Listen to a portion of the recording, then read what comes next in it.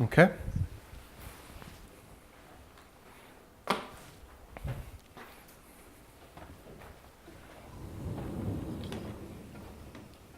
Does that make sense?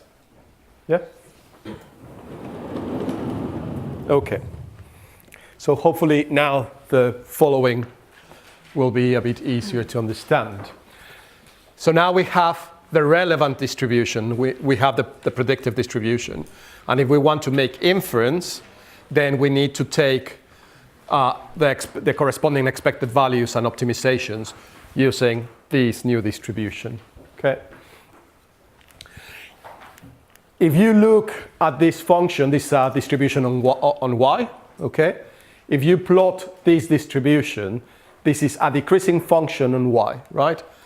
The larger the y, the smaller the function. Y is larger than 0. Y is the waiting time of an X customer, so it's in between 0 and infinity. The maximum value of this function is at 0, right? So there is no mode. The mode does not exist. And also, it's a monotonic decreasing function, okay?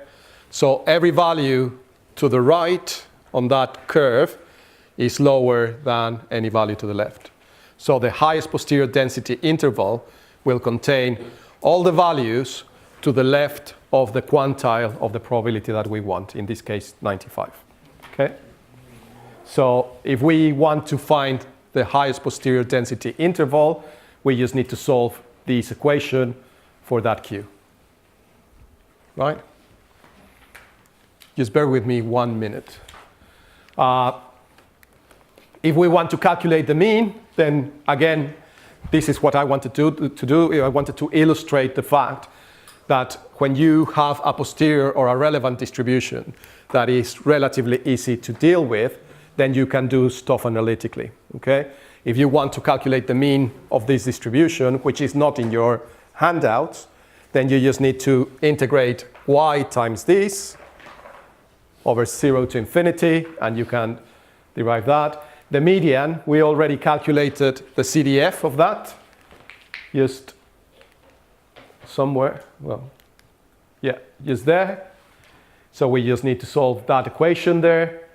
And we can calculate basically any quantile of that distribution, mean, variances, and whatever, okay?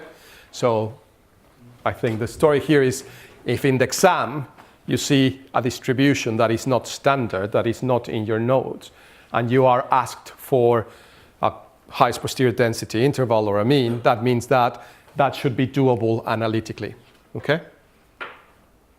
Fair enough. Make the most of your reading week.